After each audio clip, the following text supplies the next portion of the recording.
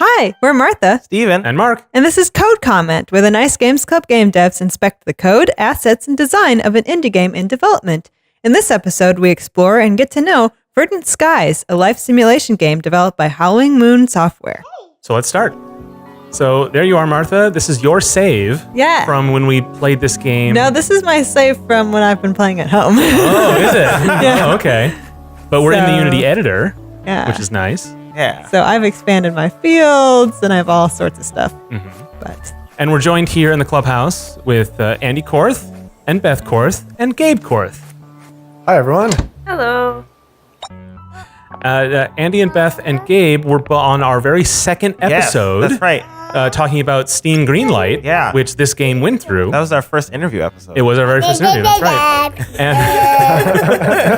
And you can hear Gabe there making another appearance. Yes. And this is our roughly 102nd episode, so it's been 100 episodes. It's nice to have you back. Yeah, we're glad to be back. We'll be back for our 202 also.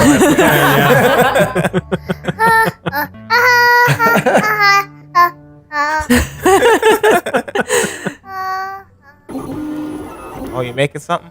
Yep. So one of the coolest parts of this game that I like is that you can make stuff with a 3D printer, which is so cool. Yeah. Yeah, we wanted to go for a little bit of a high-tech feel with a lot of the elements. Mm-hmm. Here are my crops. I need to water them. So normally on Code Comment, we take a look at a game that's, it's in development. Mm-hmm. But Verdant Skies is out. It's been out since February, right? Yep. Mm-hmm. Right. This is the first game I think we've talked about that has been out, except Cloudbreaker, because that's out now. Wasn't when we did the episode. Yeah, that's true. Yeah. So that's another first for the Korths on Nice Games Club. Mm-hmm. Yeah. And you can see some of the changes that we have done since the game came out, like we did update the hose physics. Like the hose has a really nice shadow on it now, and it also lifts up off the ground when you pull it really tight. Oh, cool, yeah. Running away from it. And you get a lot more sense of that height and sense of Oh, yeah. So now it's like dragging on the ground, and then when you go far away, it lifts up a little more. Oh, yeah. I remember being there we impressed go. with that originally, but it's like so much better now, too. It's amazing. Yeah, it was just a little bit of a change to really give it a lot more life. And there's a lot in here because you have this sort of faux 3D kind of effect, and there's so many systems in the game, and I'm really anxious to dig in and see how all that stuff's put together. Yeah, the has definitely been a challenge adding. Every time you add one more system, you have to think about how it interacts with everything else in the game. So that was a challenge as we got further and closer to the end. Mm-hmm. But it was a lot of fun finishing it up, and I'm glad to get it out there. So, Martha, who you dating? Oh, I haven't gotten to date anybody yet. Okay. But working on it. I want to meet everybody first. Okay. So I have to get all the colonists. See your option. Yeah. Here's another cool feature, I think, is the genetic. Oh yeah, the genetic splicer. Mhm. Yep.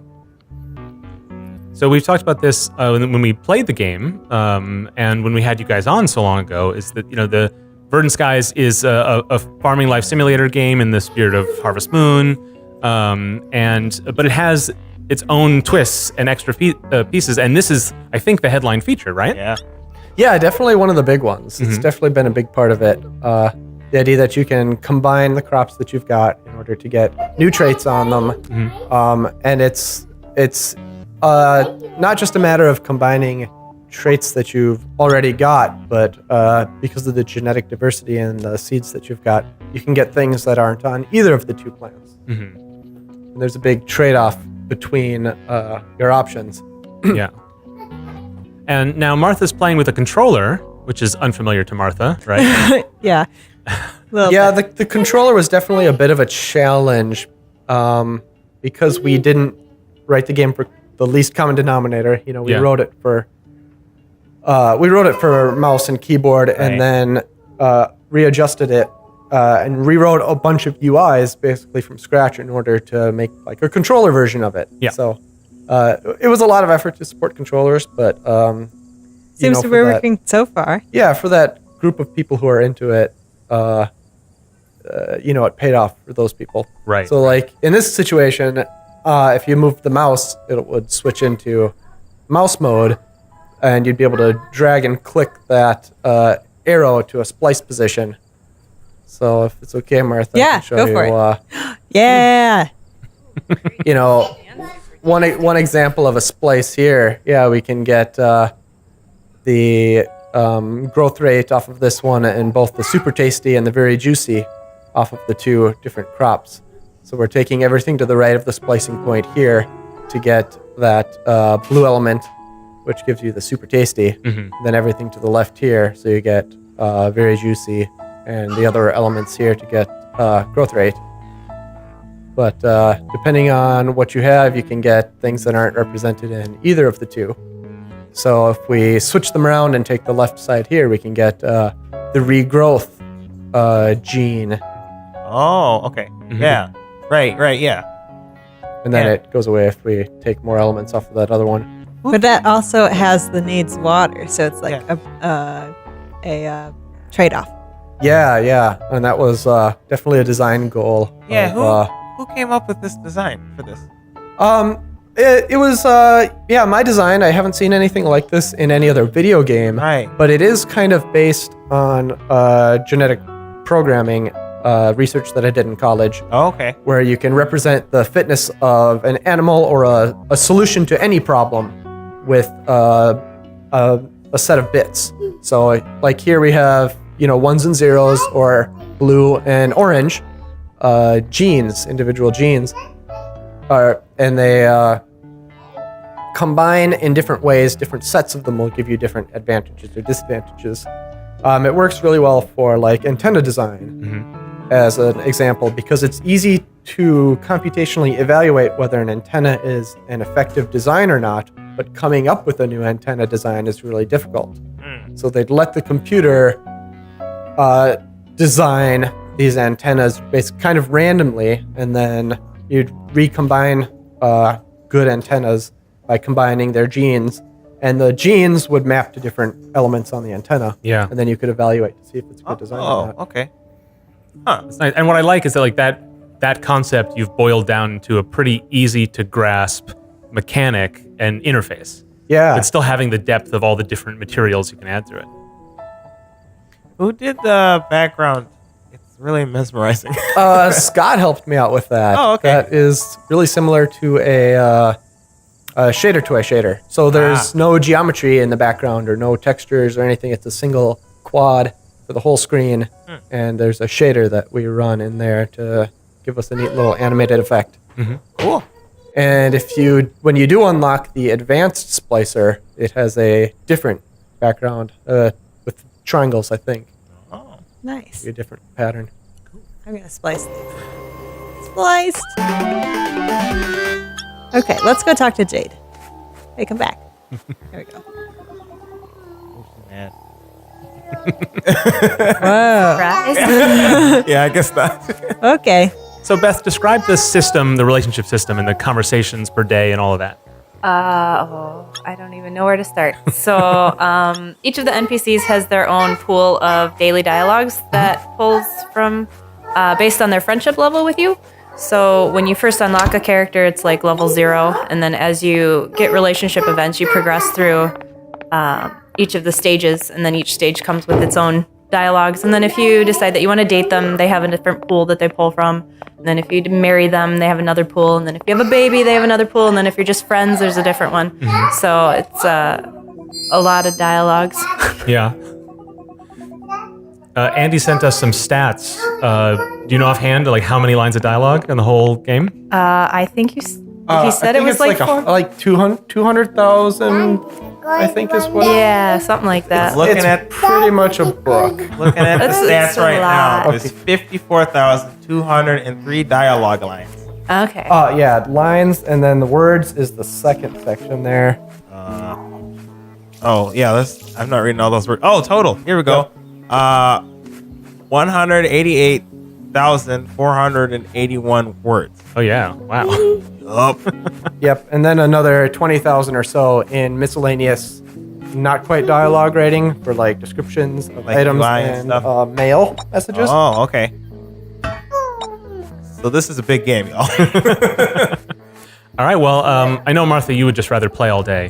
What? Are we doing something? But let's crack it open and see what it looks like inside. So this is basically what the project usually looks like when we're going through it. Yeah. We've got the entire map loaded up in the scene view, and with a lot of kind of supplemental information to help us with the layout process. First thing I noticed right away is those blue lines. Yeah, the blue lines are on every object, and they are the point at which the object intersects with the ground. Oh. Blue lines are very important when you're laying out the map. Right. Okay. Otherwise, your windows don't show up. Yeah. Stuff like that. Yeah. So the idea is that you want to, when you've got something with a flat bottom, something square like a box shaped, you basically want that to line up with the bottom of the box, bottom of the feet. For something like a fence post, it lines up roughly with the point where it connects with the ground. It gets a little more complicated for irregular shapes. Mm-hmm. There was big difficulties with things like the houses where there's no one horizontal line where they intersect with the ground. Mm-hmm. So we have to make some kind of concessions there. The reason, the purpose of that blue line is to prevent things from moving relative to the ground when you are moving left and right on the map. Oh, sure. So if you're by something tall, if you're, at the top of the tower, as you move around, the tower moves a lot relative to the ground, which is fine. It's not, the top of the tower is not attached to the ground. Yeah. But you want the bottom of the house to appear like it's stuck in the ground. And Right, because you don't just have this sort of tilted world. It is actually, it's not orthographic. It has a perspective. Right. Yeah. And that was a big design goal from the beginning, was to have a perspective on it, because it adds just a huge amount of depth and a lot of visual interest. A lot of other games just go with an orthographic view, and that gives you it makes things look flatter, and it makes a lot of things a lot easier. Yeah. Now that you've gone through the struggles of making this work. Yeah. Yeah, I mean the other approach would be so in Verdant Skies, there's an article on Game Sutra that we wrote about our perspective effect, but we basically use a normal projection matrix and then we skew it really strongly. Yeah. So that the y-axis and the z-axis are like 15 degrees apart instead of 90 degrees apart, and that gives you that height without the problem of, when something's at the bottom of the screen, like a tree, you're not looking on it straight down, so it doesn't look paper thin. You're looking on it mostly head on, mostly flat. And I suppose the other benefit is when you're editing, like you actually lay it out in a sense that seems natural to you. Yeah, and can pull back the curtain on how that works a little bit. So cool. We have custom editor scripts to draw it a little differently in this scene, so you can kind of make sense of it. But as I pitch up, you get a sense of the skewing effect is still applied in the editor. So you get like the little bit of a weird, so you can see the depth there. Yeah. And this has always, I went underground, then things get weird. This has always been a thing that the game could do. And in the most recent releases of the game, we do experiment with the camera angle a little more during cutscenes. It'll tilt it down a bit. Yeah. Because there is a skybox that you'll see when you're actually in the game at certain points. There's limits before it starts to kind of like warp, but the effect is really interesting and dynamic. Yeah, you get a pretty neat effect. On slower computers, if you tilt it all the way up like this, it can murder the frame rate because you end up because there's so much in the rendering camera, the entire world front to back. But small amounts of tilt, or if you're at the top of the map and you tilt it back, you're like at the top of a mountain range looking out. That effect can work pretty well, and we do that in some of the cutscenes. Nice. Or like the stargazing cutscenes, things like that. I noticed you mentioned updates. You've had several updates in the past. How do you manage that? Updates seem really tricky to me. They are. The game has had a lot of so we've done 2 major content updates with new stuff in it, and then we've done a lot. I don't know, like another 15 like smaller bug fix updates. Okay.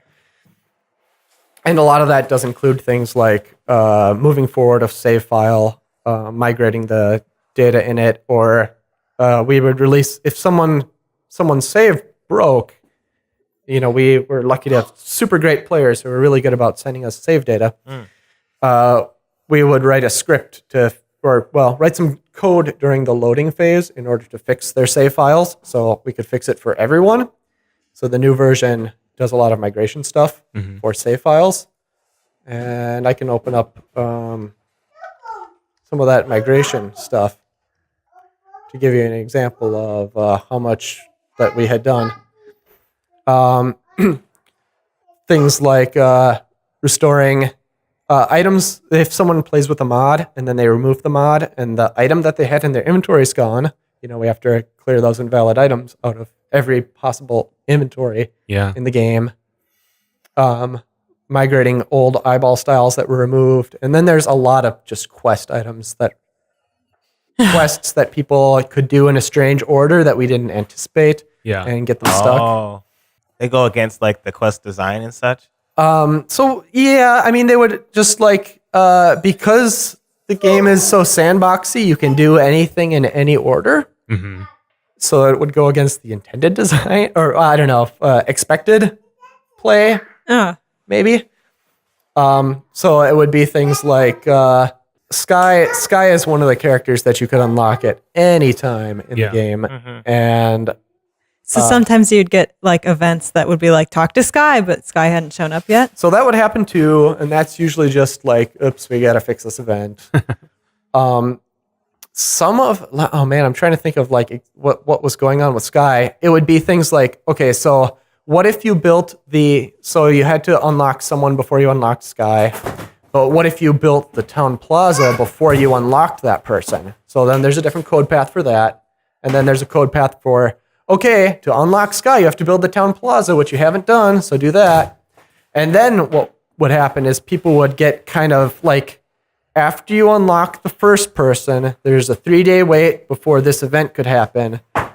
Or sometimes there's like, even like a 1-day wait. And during that day, they would build the plaza, and then they'd get stuck. So it would be like, oh, there's more instances than we thought of. Yeah.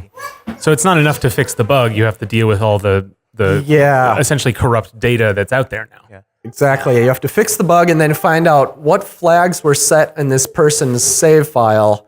And then if these certain flags were set, we need to set other flags to kind of make sure they can see the event that they had bypassed. Yeah. So Beth, how did you keep track of all of those different like dialogues and things, all of the different events and such? That seems so daunting to me.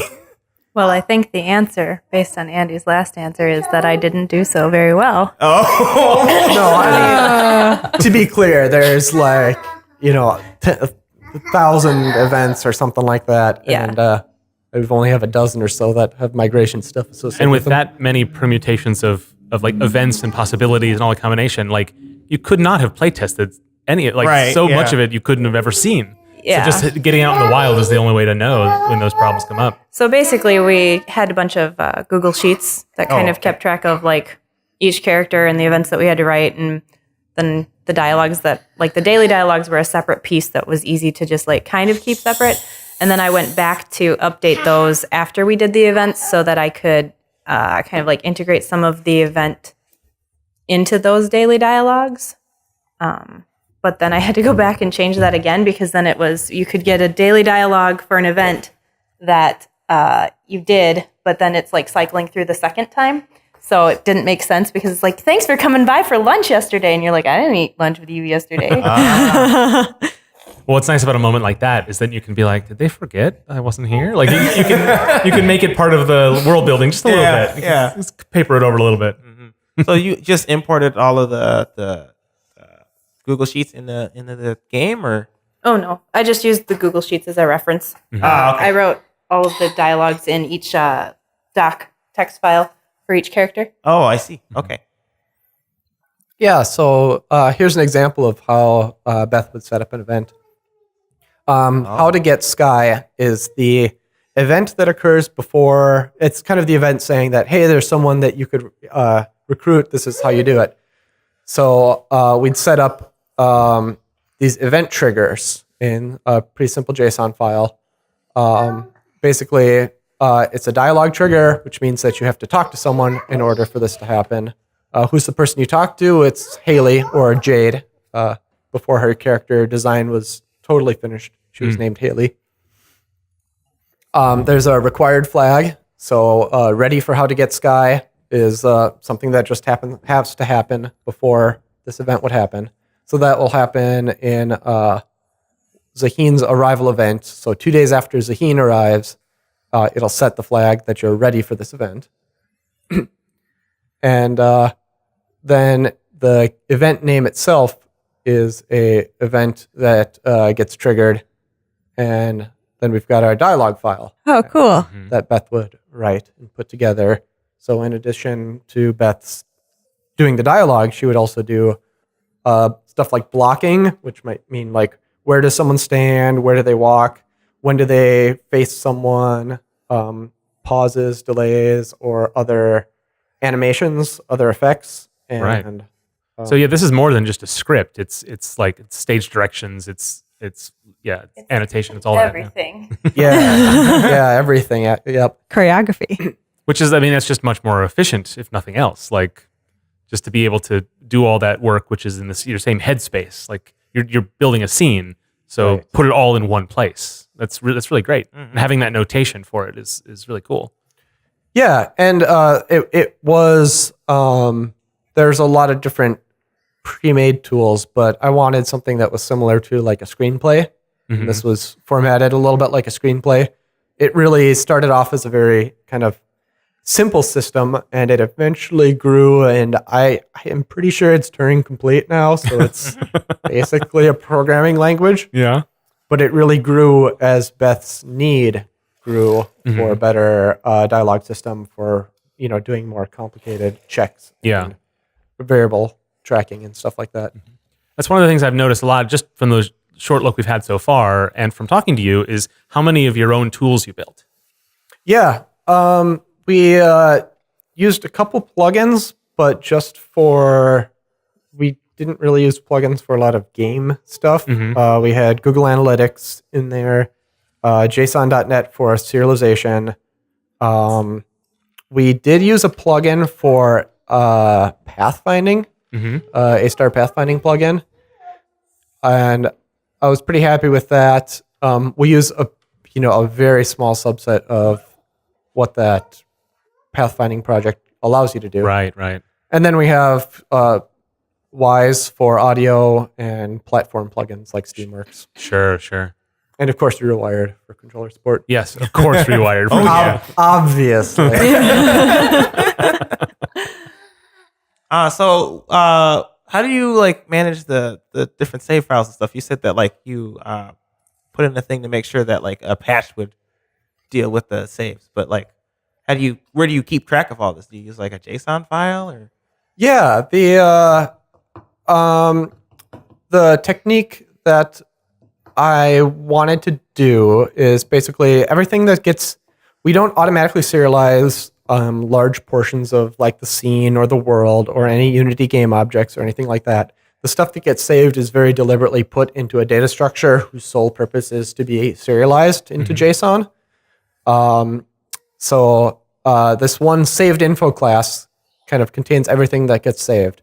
So the inventory objects are serializable, and it's just a list of items. Other than that, it's strings like the player name, how much cash they have.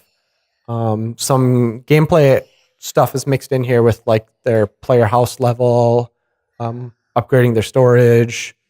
Some of the harder things to serialize that we would do would be keeping track of things that you had foraged, like 2 hours ago you foraged this flower, and that means that in a couple more hours it needs to be ready to be picked again.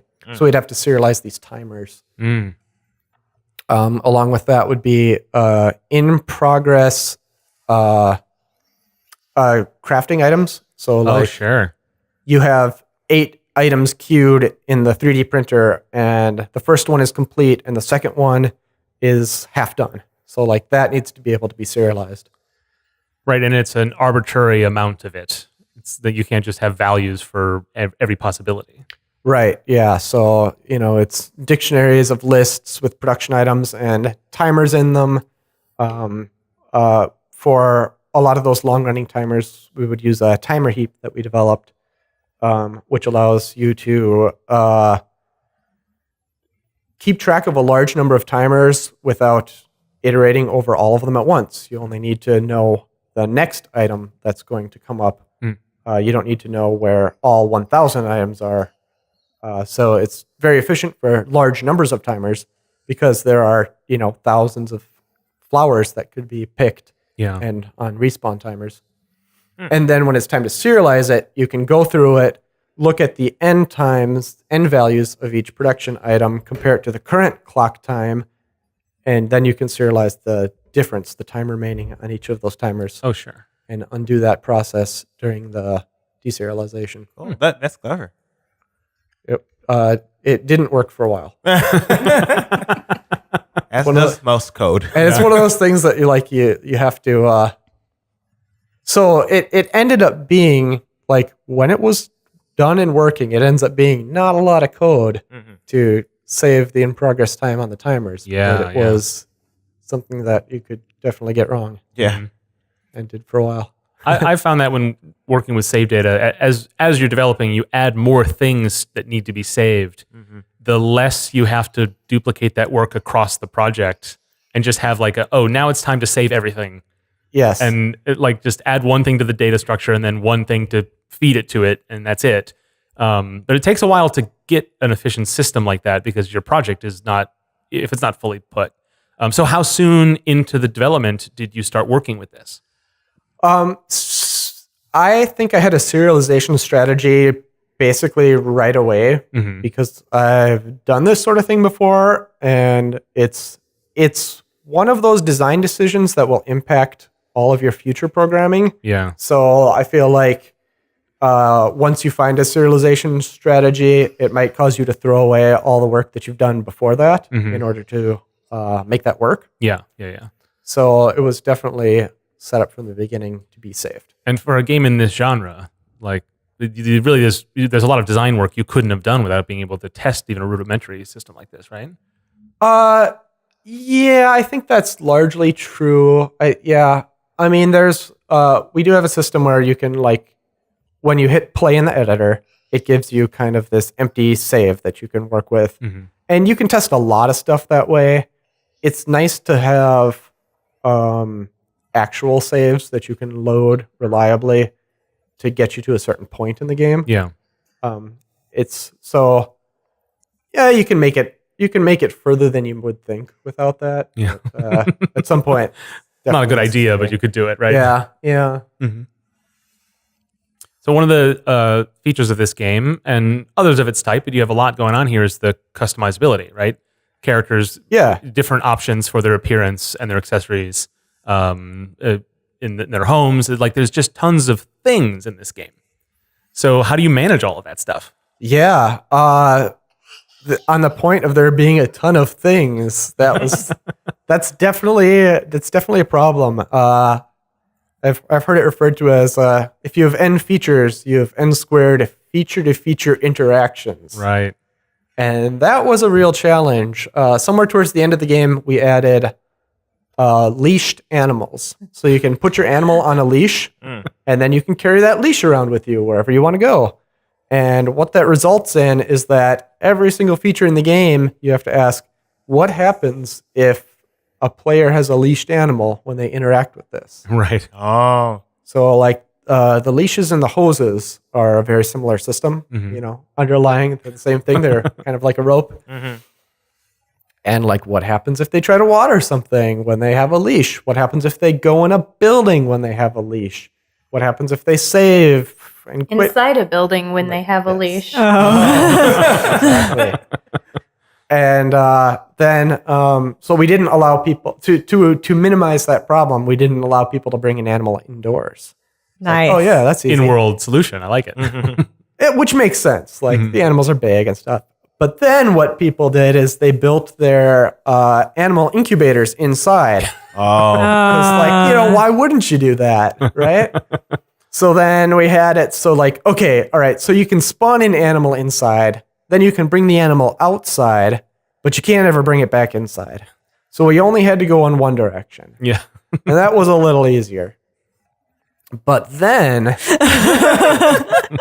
people would spawn an animal, bring it outside, realize they didn't have a pen to put that animal in. So they'd say, that's all right, I'll go inside and get the wood I need for a pen or get something out of my storage. And they can't go inside because they have an animal. They have nowhere to put the animal. So and they don't want to, so we added you could throw away the animal or release it. But eventually it's no, we just have to fully implement leash with every possible interaction of every other feature in the game. The fight against having to do all the work ends up being like half the work. Yeah, yeah, definitely. Yeah. I mean, Smart lazy. Yeah. you can try to see, let's take a look at references to your current leashed animal. There's a handful of those. That's persisting the animal on leash. Mm-hmm. So you can see that leashing, ends up interacting with a bunch of different things. Yeah. Moving them between areas, checking if they are on a leash. There's 11 references to that. So yeah, it ends up going all over. Oh yeah. Oh, redecorating. Yeah.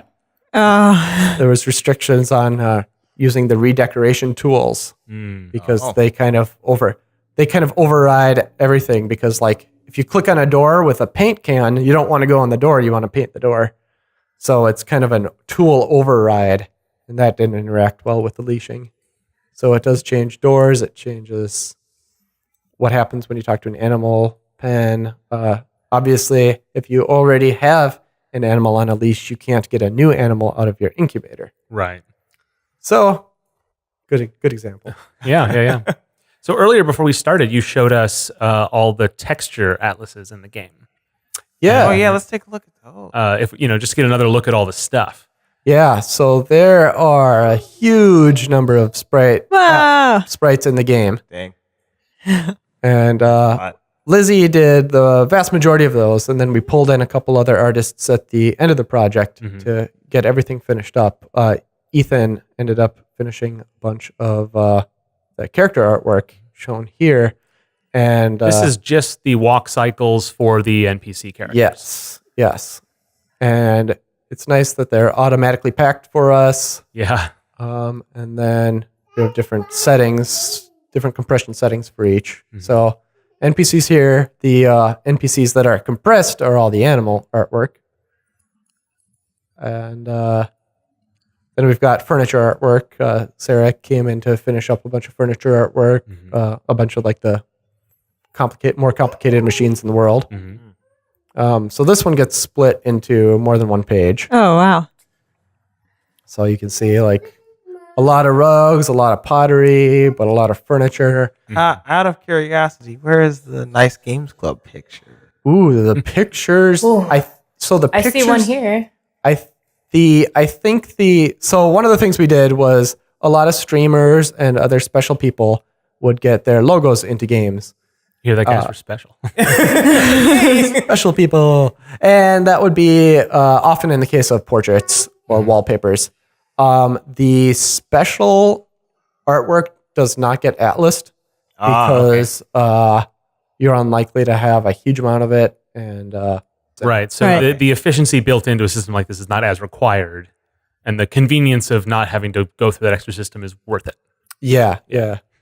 And honestly, it's a little dubious for some of the other elements, whether they should be atlased or not. But the atlas thing does cut out the extra white space around them. And Yeah. Things like that. Yeah, that makes sense. So yeah, you This were is a really asking good about player customization. Yeah. So in addition to that NPC artwork, this is the player artwork. These are the individual pieces of clothing. And you can see here some of the blank players, which are rendered in this kind of grayscale, 50% gray and darker, I think is how that works. And that gets mapped to a set of skin tone colors. So each skin color in the game has a map of 2 or 3 colors in it, which allow you to not only so you don't just tint the skin color, you get a little more depth out of the that's tone. nice. So you can better represent, darker skin tones, the degree of contrast on a single individual skin tone, like the amount of undertone changes across the skin tones. That's a huge win, because I've seen so many different things where like tinting you can tell. There's so little expression you can get out of that, but it's such a convenience. But having that extra dimension to it is really makes a system like that work in a way that I would have been really skeptical of until I heard you describe it right now. Yeah. It's especially to like a programmer like myself who's not an artist, like it's not obvious that would be better, but it does seem really nice. So then do the different colors in those skin tone files map to the different tones of the gray? Yeah, that's correct. It'll interpolate between like the darkest parts of the gray, which will give one color, to the lightest parts of the gray, which it'll give another color. Cool. Yep. And then we've got, I think there's a total of about 3,000 clothing sprites in the game. Oh, wow. 3,000? Yeah. It doesn't, I don't know. Does it look like 3,000 from here? It kind of doesn't, but some of them are shoes and stuff, so they're pretty small. So there's actually 2 different types of, a lot of these are red, and what they are single channel color maps that can be recolored. Also not through tinting, but through a mapping, which allows you to do dark colors and light colors in addition to just kind of like a hue shift, a rainbow shift. Yeah. So you get a lot more colors out of the choice. Cool. And then there's some clothing elements like NPC clothes, which you can put on your player, which end up getting hue shifted instead. Okay. So you don't get the adjustment of values, but on the plus side, you get a lot more elements of color on each. Yeah. And then in addition to that, when you get far enough into the game, you get the pattern system, which allows you to overlay patterns on top of cool. pieces of clothing. Like Animal Crossing style.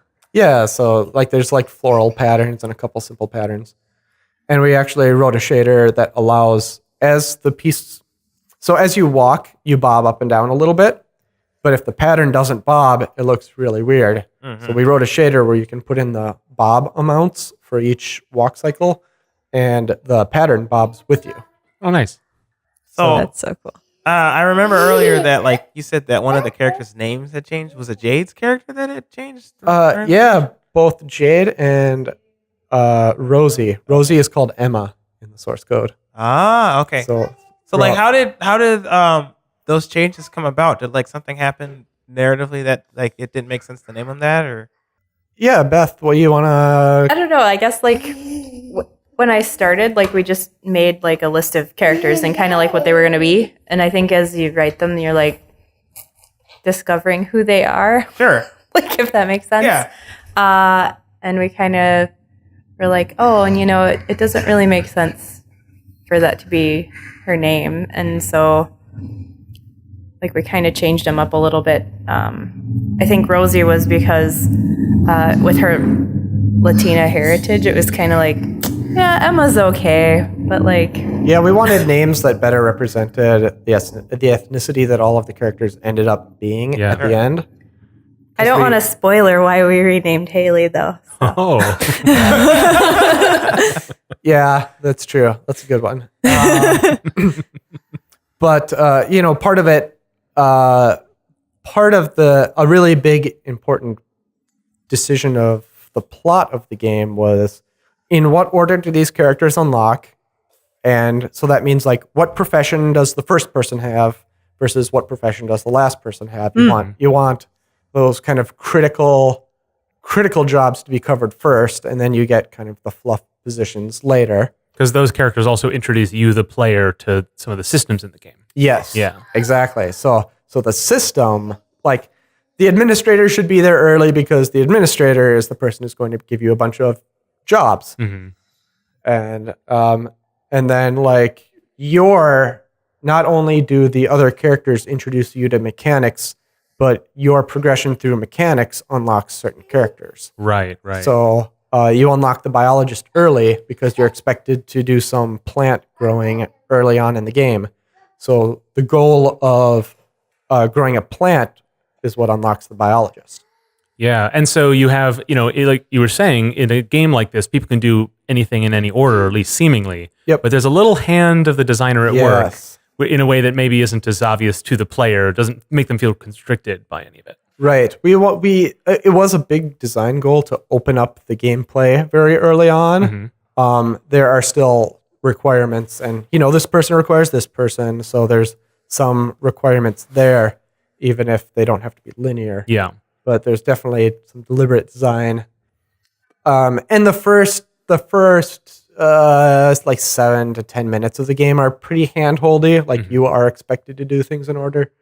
But you could compare that to like some Harvest Moon games where it's like 10 hours of like, do this in this order.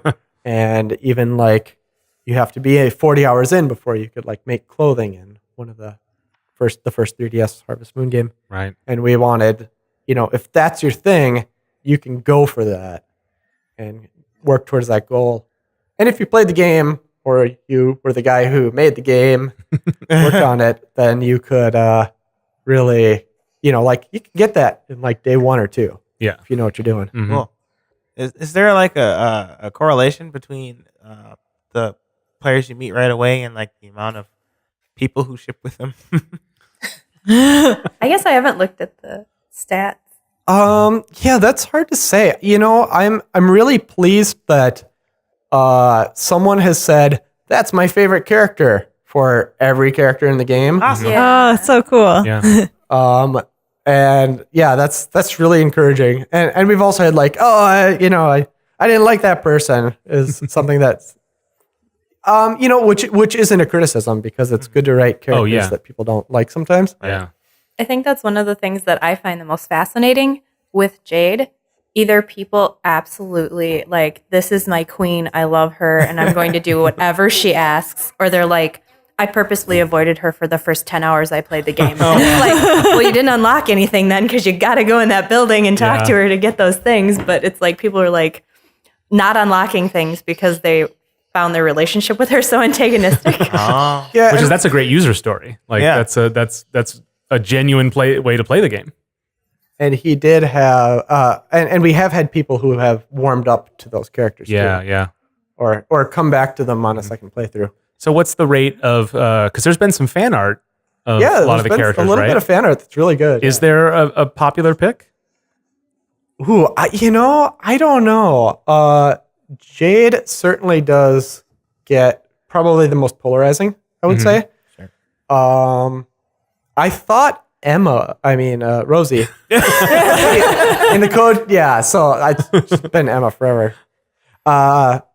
Would be a lot more popular. Because Rosie appears in the game's key art. Yes. Yeah. Most of the key art, first character you meet, definitely very visible. Mm-hmm. Also, like the first character we did all of the writing for, the first character to get the marriage event, the first character to get, so like special place in our hearts as developers. Yeah.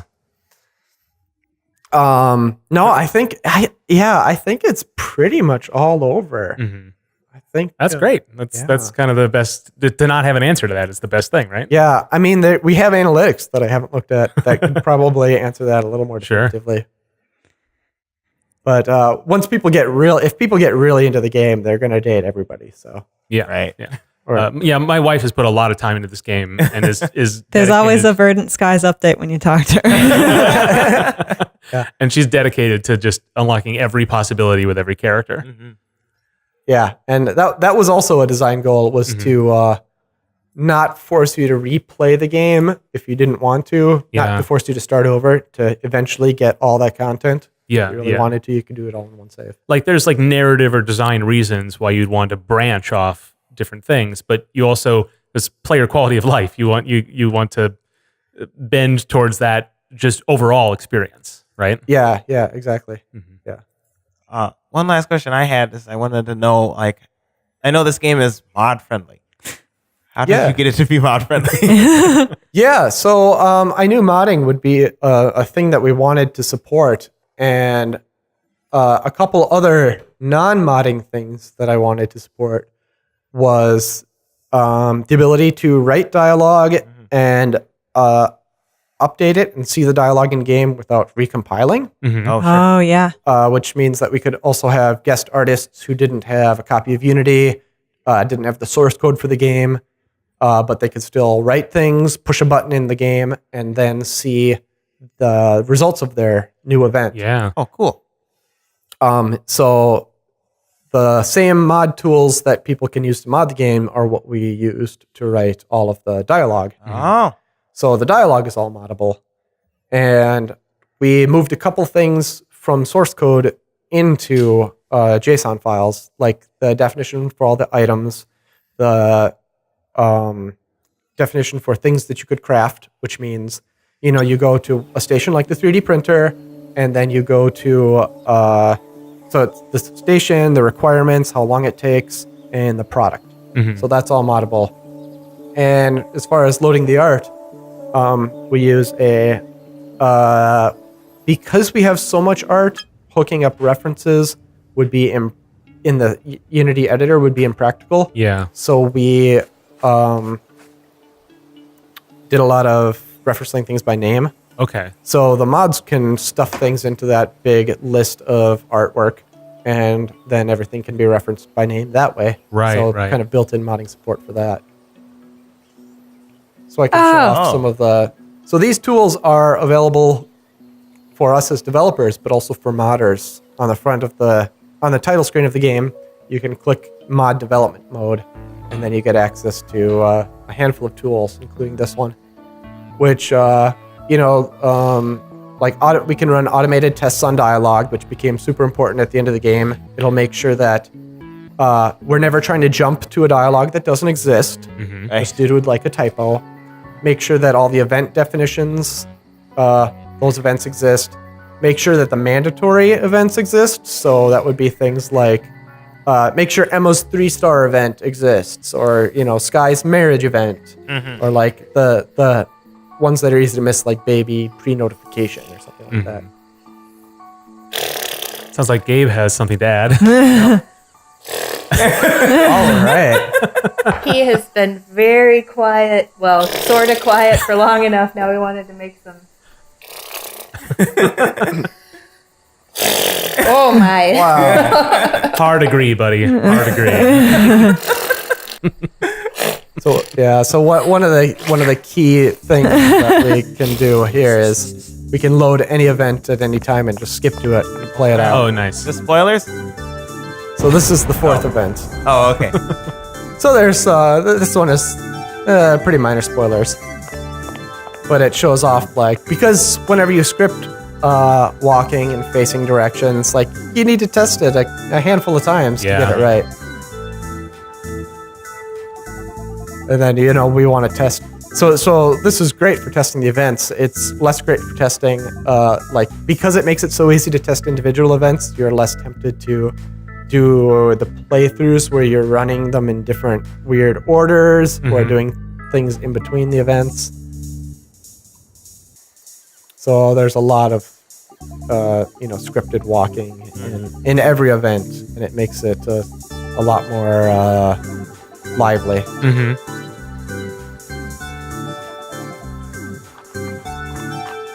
You are the best, Mom. Yeah. Well, thanks. So, one of the first things that people notice about the game is all of the interesting shader work. Yeah. Like the tree reveal, which is so unique. I'm really a big fan of that. And the outlines and all of the different little visual cues that the game has. It helps it stand apart.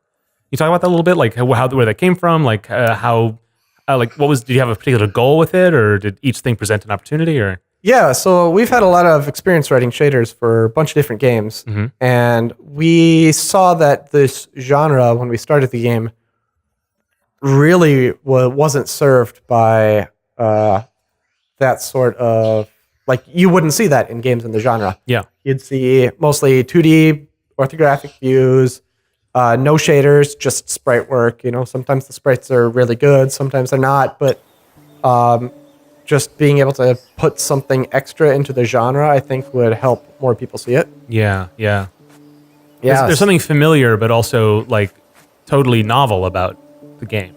Because a lot of these games, and to their credit, not to their detriment, they do hew to a style, but there's something to be said about like stepping away from it. Right, and we didn't want our game to look too much like other games in the genre. We wanted to be able to differentiate a little bit.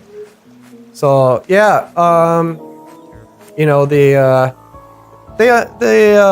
water, for example, underwent a pretty large amount of iteration. Yeah. We do a 2-pass kind of drawing approach in order to animate the shoreline moving in and out. So we draw this map which allows us to see like where the water is and where the water edges are, and that fades in and out on an animated shader. And then when we've got that map, we draw the water on top of it. The actual like blue reflecting from the sky, the reflections, which are drawn out of a reflection map onto the screen. And then we put on top of it a little bit of a specular, so you can see at the center of the map we're reflecting sunlight with that white pattern. And we disturb it with a scrolling, just simple UV scrolling normal map that's kind of stretched to give the water this kind of horizontal look for it. And then we disturb the reflections by the same amount, and everything kind of lines up. Yeah. So that underwent a fair bit of iteration. The outline shader went through a lot of iteration as well. It's actually an inline shader, as you'll note. Oh. The outline, and you can actually see, so this tree right here has a little hole in it where there's, a spot you can see through the leaves, a spot where there's no leaves. And you can see that there's actually 1, 2, 3, 4, 5, 6, 7, 8 little triangles there, little dots. The hole is shaped like a triangle there. Oh, there's an even better tiny one over there, but that's because it does like 8 samples to pull in the alpha data to get that shape of the outline. And to get that effect. So there are still some little, and it does it in object space. It doesn't do it on screen space. Okay. Which allows you to do some other nice effects. I think, for example, the outline does not appear on top of my player. Yeah. Oh, yeah. And we can render it in a single pass because we do want this game to run on lower hardware, lower end hardware. So you can't do an infinite number of like full screen effects. Yeah. They'll run out of fill rate. And you get some other neat effects like the, even though it fades away, the outline of the tree still shows the entire tree. Yeah. So neat things like that. Yeah, I like the even just simple like sizzle of the outline in a game as visually rich as this lets you don't have to choose like a really garish color to highlight something, right? Yeah, we wanted that thickness so it could really stand out, because some people play on like when we were wrapping up the game, people would come in with laptops with tiny screens, but the screen would be like 4K even though it's tiny. So we had to do something that was like pixel independent and it would look big enough for people to see, and the animation really helps. Yeah. Is the being able to see your character behind things a shader too? Yep. So that happens on the tree. What it does is it picks a circle around your character, and whenever you're drawing a maskable object, a vegetation object, that's what they're called in the code, it'll take that circle and it'll, multiply in your distance to kind of to the alpha, fade that out. Oh, cool. So that happens entirely just on the tree. Some other shaders. You'll notice that everything has a shadow. Or everything everything upright has a shadow. Yep, that's a shader that is drawn on the ground, actually. Okay. So pieces of the ground, like at some point, this dirt had the wrong shader on it. So when you'd walk over the dirt, the shadow would disappear on the dirt. But that's all working. I think. Let's see. Oh, the water does have a faint shadow on it.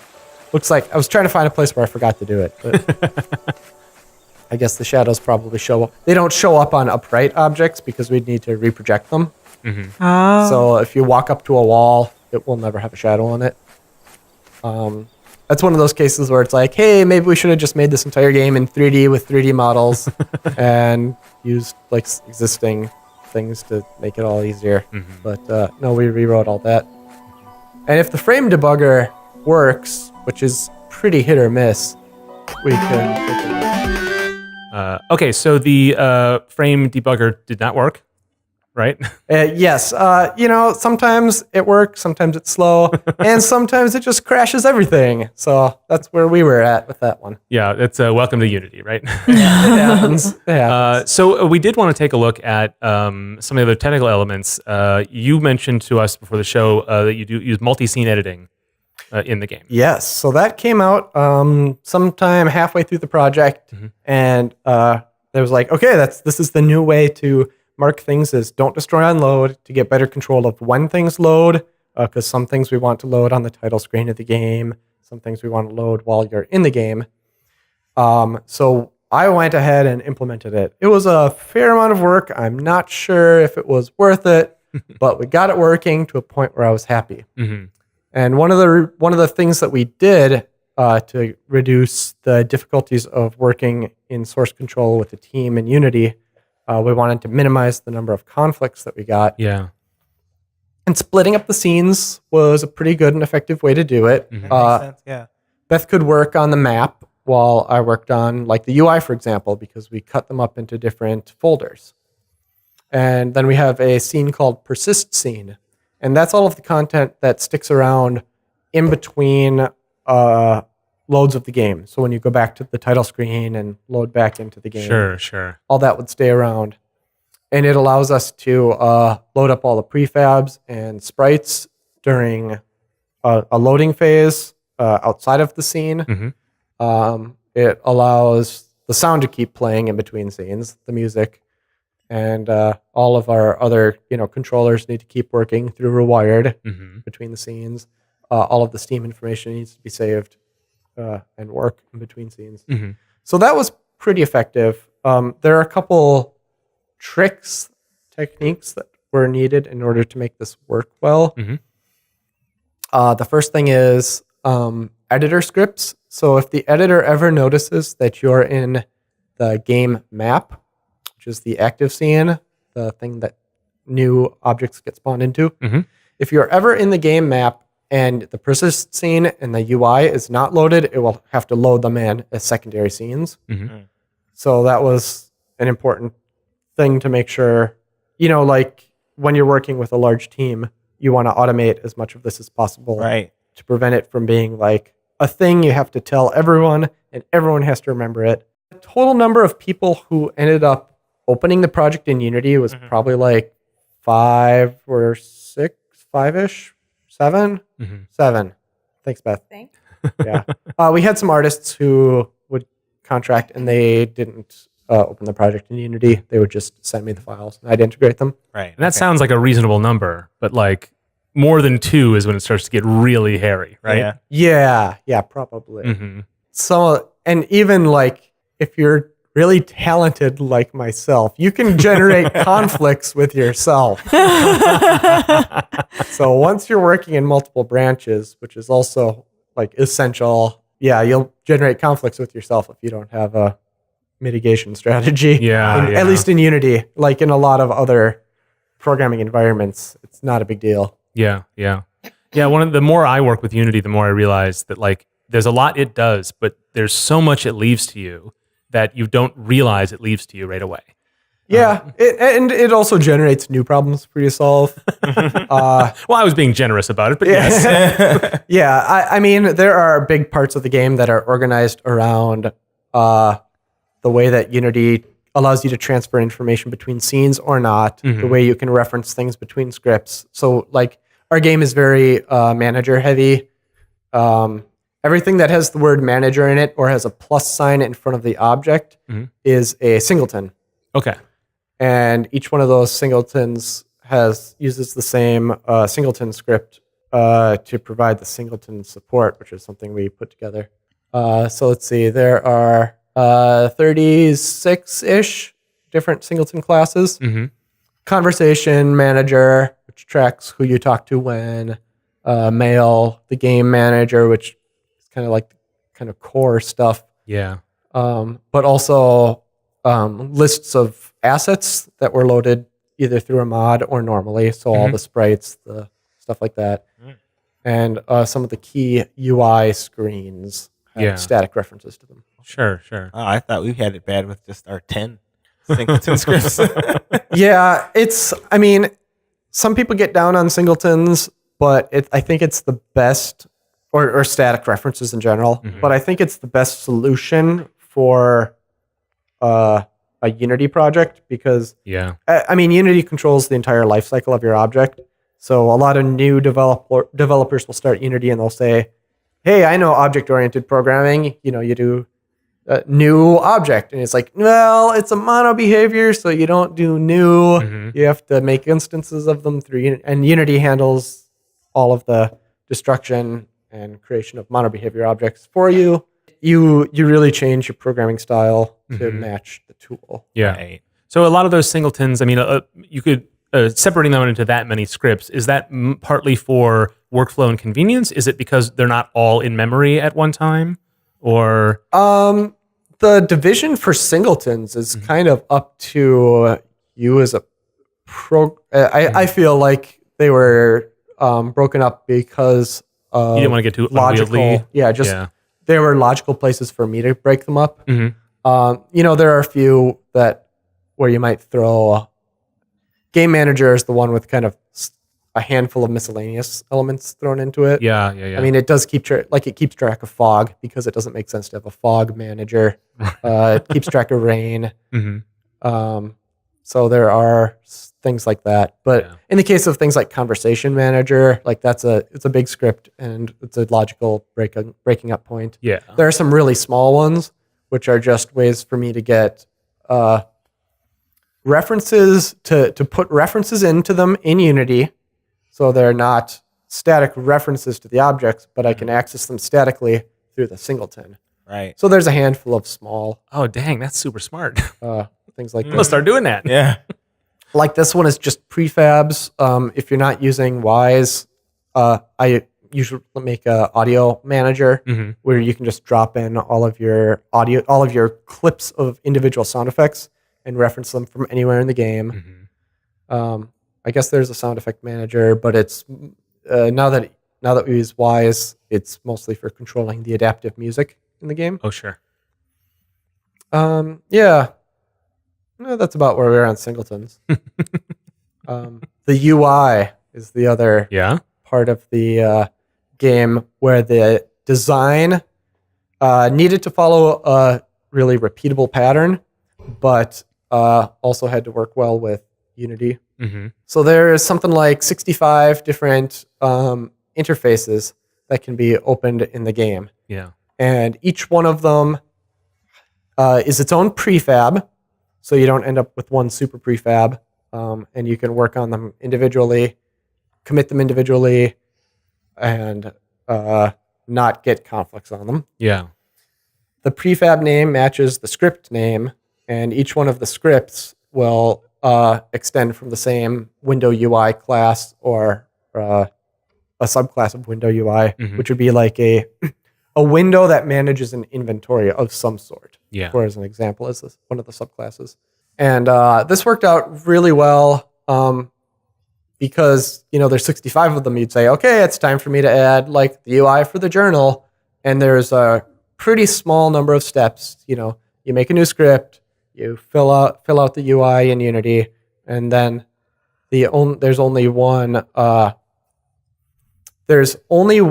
cross prefab reference. When we worked on projects a long time ago, Unity had a issue with accidentally removing references to prefabs, references to another prefab within a scene. And it would wipe them all out, and then you'd spend like an hour dragging and dropping stuff to set them all up. Yeah. I remember those times.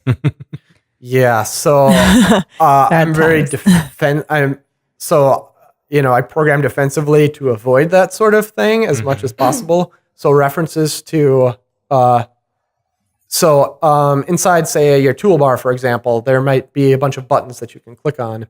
Those buttons can't reference things outside because you might lose them. So they all point to the script at the top level of that prefab. Yeah. So everything inside here nothing is bold, which is Unity's way of marking exceptions to the prefab. Exceptions to the prefab rule. When you hit apply, if it stays bold, it's a thing that it can't apply to that prefab, and it's a reference to something outside of that prefab. So the only place that happens is in UI Manager, which allows us to get UI Manager is the singleton, and it allows us to get a reference to any one of the UI elements without each one of them individually being a singleton. Right. So every time you make a UI, you stick it in this list. Nice. It's good. And the variable name matches the script name, which matches the prefab name. Otherwise, I would get confused.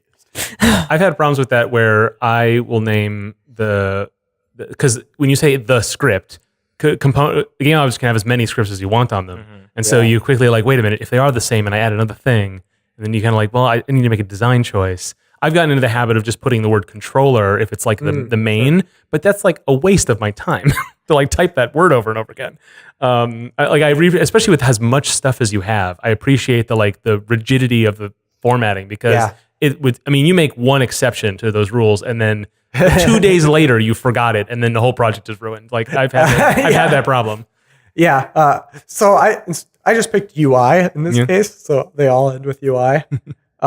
It's easy to get confused in the case of this because there's a shipping box UI, but there's also a shipping box. It's the actual box, right? So there's even more opportunity for me to confuse myself without a pattern, right? And I guess I could also go on a rant about the. I do tend to put just one script on these objects because I tend not to find the promise of reusing components in different situations. Oh yeah, I'm with you there. Doesn't pay off as much as it theoretically is supposed to. Yeah. What I really want when I started Unity, I was just why doesn't this game object have a class? I was just it took me forever to come around to the way it's built. Yeah, definitely. I mean, I also had programming experience before Unity, so I have 2 separate slots in my brain. One for when I'm programming with Unity and one for when I'm programming without. Yeah. I mean, if you can get into, it's a system for a reason. If you can get into that habit, it's great. Yeah. But it is difficult to have to shunt away the rest of your knowledge sometimes. Yeah, and don't try to fight it. Oh yeah. It'll just make you miserable. Well, the game is out now. Yes. And it's available on Steam, right? Yep, anywhere else yet? Yep, you can get it on Steam. You can get it on itch. You can get it on the Humble Bundle store, both their storefront and through our webpage at Verdant Skies, which we do go through the Humble Bundle for the sales that happen on our website too. Cool. So that's a real nice tool, their little widget. Yeah. So you're making occasional updates as time goes on. Do you have future plans for the game? I do have plans for version 1.3. Oh yeah. I would like to Beth's looking surprised over here. I'm not sure what the plans are. Well, so I would like to do some more stuff with the children in the game. So right now you can have a baby, and there's some real fun, real life inspired experience. The first couple of days you have a baby are pretty rough on your sleep schedule, which is a fun thing to mechanically express in the game. Yeah. The whole time you're like, now they'll know. They'll know what it's like. They know what it's like to wake up every day. They'll never know. It's really a small taste because it's only a couple days and then it's back to normal. But, like people want the kid to grow up and walk around or do chores. Any of that would be really cool in addition to like smaller changes. Yeah. So what's the next project? Right now we're focusing on our contract work. Yeah? So we're working on treasure stacks. We're adding multiplayer to it and working on support for other platforms. So you can follow Treasure Stack on Twitter or Google for it and check out their webpage. Yeah. Great. And then your company, Howling Moon. Yep. Howling Moon is- Software. Where do you find that? You can take a look at howlingmoonsoftware.com. If you're interested in Verdant Skies, I'd say go straight to the Verdant Skies webpage because we don't update our webpage very often. That's tends to how it goes. Like when you focus on one project, that becomes the home for you, right? Yeah, definitely. Yeah. So I did want to mention before we go a thing you just posted recently about how you have credits in Chrono Trigger. Yeah. I want to hear this story. Yeah, that was a total surprise to me. I have Chrono Trigger's my favorite game. I go back and I play through it, every couple of years. And I was thinking, it's been like 5 years. So I was thinking about it. Then Steam shows up, Steam sale for the Steam version of Chrono Trigger. So it, I believe, is a port of the mobile version. So I buy it, download it, start looking at it, go to the credits, the license page, because I wanted to see mostly what it was made in. Yeah. And I see Coco's 2D's in there. And then I scroll down and it's Chipmunk is in there, which is Coco's 2D. And it says, sure enough, credits to Howling Moon Software and Scott Lemke. And it's like, wow, my company's name is listed in the credits for Chrono Trigger. It's so cool. Totally just blew my mind. And Chipmunk is an engine. Yep, right? Chipmunk is a 2D physics engine. And it was particularly popular on mobile platforms because of its high performance, really popular there. And we worked to integrate it into Coco's 2D. A lot of Coco's 2D games end up using it. Nice. Well, thanks for that extra little bonus story. And thanks for showing us the guts of Yes, this thing. thank you so much. I've been wanting to see behind the scenes for a really long time. Thanks for watching. Code Comment is just one part of our game dev program, Nice Games Club, which, if you're nice, you can subscribe to on YouTube as well as wherever you get your podcasts. Be sure to follow us on Twitter and all the other things at Nice Games Club. And if you want to know more about the show, your nice hosts, your nice guests, you can do that at nicegames.club. So until we start again, remember to Play nice. And make nice.